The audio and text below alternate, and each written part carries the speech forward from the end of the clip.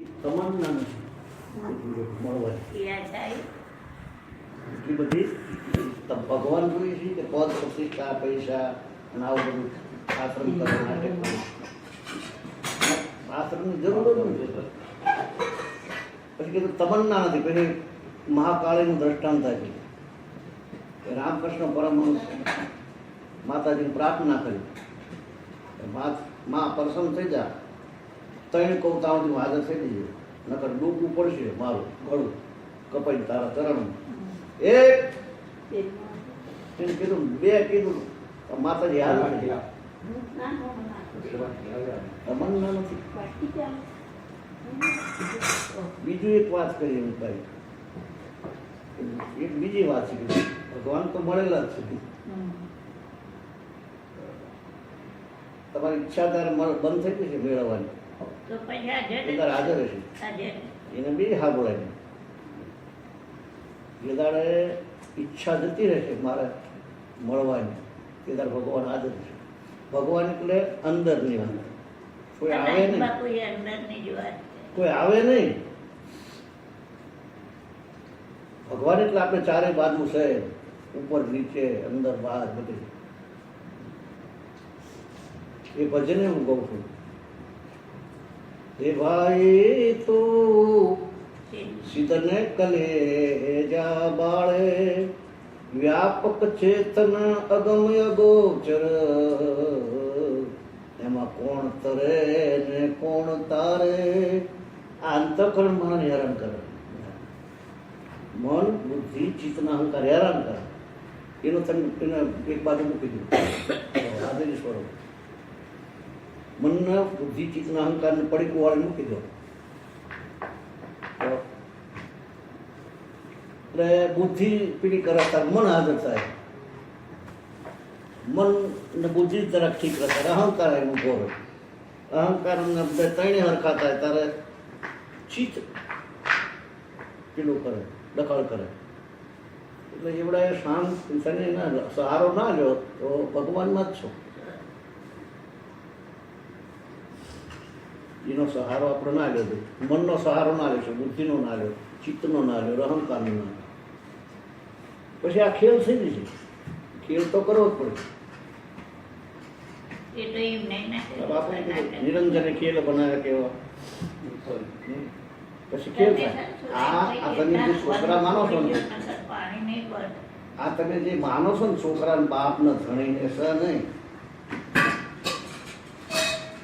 કોઈ સ નહીં, કોઈ ધણી નથી, કોઈ બાપ નથી, કોઈ મા નથી. આ બોલ્યા નતા ગોરા ભગત, બસ બસ બકવા મેલ પ્રભુથી પ્રીતિ કાના જોડે રે, મોતાથી મોતારો બાળ પ્રભુથી પ્રીતિ કાના જોડે રે. કોની છું માં અને કોનો છે બાળ પ્રભુથી પ્રીતિ કાના જોડે રે. આ તો સપના જેવો છે સંસાર પ્રભુથી પ્રીતિ કાના જોડે રે. આમાં સપનામાં રાંડી હોય એનું શું કરવું? સપનામાં પરણ્યું હોય એને શું કરવું? કે પરણ્યો હોય રાજી કરાઈ ગયો પરણ્યો એનું પડે છે ને સમજણ. તો હલાયો ગોરા ભગત નામ, પેલા બાળક મરી ગયું, કૂદી નાખ્યું, વિઠ્ઠલ વિઠ્ઠલ વિઠ્ઠલા કરતા કરતા. તો આપણે પેલા બાળક ના સંભાળીને વિઠ્ઠલ પડ્યો રહ્યો. હે ગાય ખરા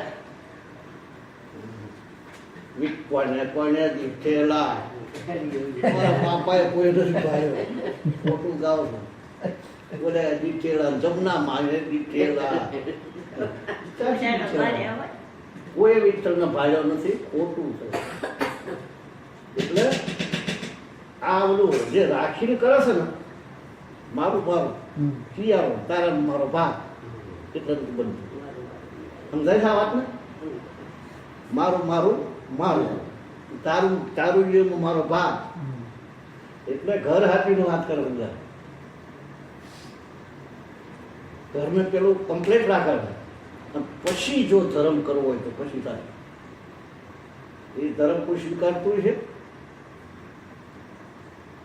સમજાય છે? ઘર પેલું હાચવે, વ્યવહાર પેલો હાચવે, કે નહીં? સાચું બોલજો. સાચી વાત છે.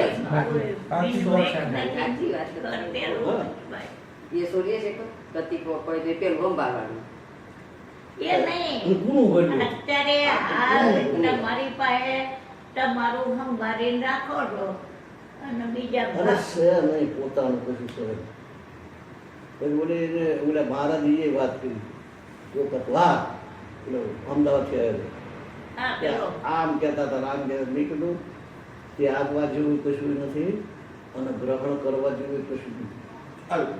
અલ્પેશ કે કેમ બાપુ? મેં કીધું તમારું હોય એ ક્યાં ભૂલ્યો દ્રષ્ટિ કરી દો. તમારું શું આ હિન્દુસ્તાન ને આખા વિશ્વમાં તમારું શું?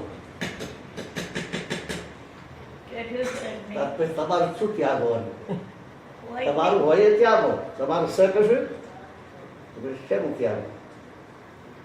પણ એ વાતને સમજી નથી શકતા માણસો. અલ્પેશ સુધી નથી સમજી શકતા, અશોક સુધી નથી સમજી શકતા.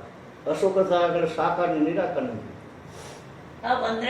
મેં બોલ્યો, મેં કીધું આવી બધી ચા ત્રણ વાર નાવાની એવી બધી વાત જ નથી આવતી. આટલું બધું અતિશોક્તિ ના હોય. નાવાની જરૂર, કપડા ધોવા પડે, પણ આટલું બધું પછી દ્રષ્ટાંત આપ્યું. તમે હતા દક્ષિણેશ્વરમાં રસ હતા, સંડાસ જતા જતા જઈ બસ ભરી એમાં નાવાની નહીં ચા આવતા.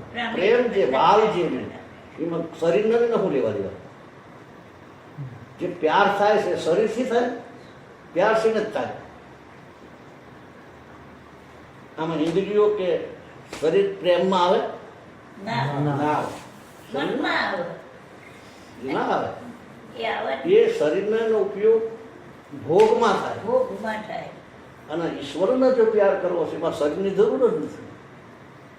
એમાં નથી તાળી પાડવાની આવતી કે નથી કોઈ ક્રિયા આવતી. પ્રેમમાં કાં તો ભરી જવાય કાં તો ખાલી છે. સુરભાજી અને વિદુરજી કે ભગવાન અમાર ઘેર નહીં આવે, ભગવાન અમાર ઘેર તે વિદુરજી ના આમું જોયું. કૃષ્ણએ વિદુર્યોધન ના 56 ભોગ ધરાયા હતા. વિદુરજી તમને અનફિટ લાગે કે વચ્ચે બાબુ લઈએ મને ખબર પડી જાય. પણ પછી વિદુરજી ના પત્ની હતા તો વિદુરજી તા જડે ઉપર ને પેલાનો ભય એટલે કૌરવોનો ભય નહીં, ધૃતરાષ્ટ્ર વિદુર ને પાંડવો ને બધા ભાઈઓ એટલે એની હાજરી આપવી પડે ને. પછી આમ જોઈ રહ્યા હતા ને કૃષ્ણે વિદુર સામું જોયું એટલે ભગવાન છે ને એ સમજી ગયા. આમું જોતા સમજી જાય ને એના તો દોડતો આપીને બોલાવાનો તમે વિચાર કરો કે ગોપીઓ જતી રહી, એમને ક્રિયા કરી, બરોબર? એમને ક્રિયા થઈ, ગાયા પૂજ્યા ગોપરાશ કર્યો, પણ જેને પૂરી દીધી હતી એને જે કૃષ્ણ મળ્યા સુરભાજી કૃષ્ણ ગયા. સુરભાજી નાતા હતા તે પેલા એવું હતું કે વસ્ત્ર પહેરી નાય નહીં, વસ્ત્રો નહીં, એમને લગ્ન નાવાનું પહેલાનું પેલું હતું. કૃષ્ણે ખડકી ખખડાઈ, વિદુરજી ખડકી ખખડાઈ એટલે કે કોણ?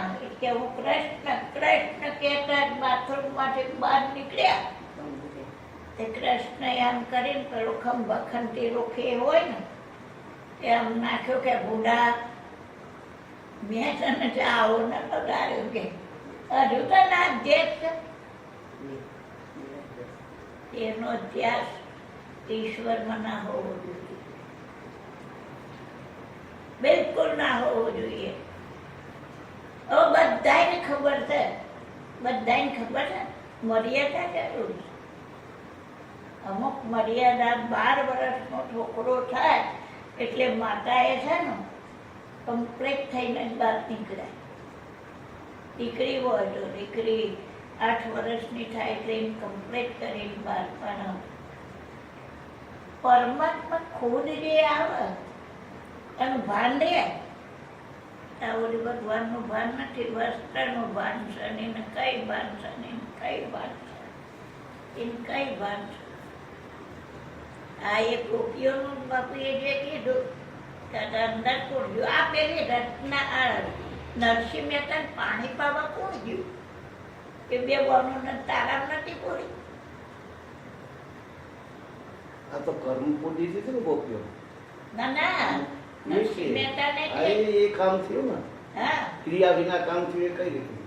નરસિંહ મહેતાને પાણી રોજ ભજન ચાલે ને એટલે બે દીકરીઓ પાણી પાવા આવતી 12 વાગે એટલે એ બધા ગામના એને બધા ઈર્ષા કરી. અને જે હાચો ભગત થાય ને એના ઉપર ઈર્ષા થાય, તારા મધરનું કા ભક્તિની લાઈન ઉપર ચડ્યો. હું જ કહું પણ શૈલેષ હવે ના આવે તો સારું, ના આવે તો સારું, ના આવે તો સારું. તમારે લાઈન પકડાય ને તારે જ હું વિઘન કરું. અને પછી એ વખતે તમને પૂરી દેવામાં આવે, પરિમલભાઈ પૂરી દે, નહીં જવાનું ટેકરી. પણ તમે બાપુનો દર રવિવારે સત્સંગ આભ્રજીને તમે ઉષા બે બેઠા છીએ કોણ?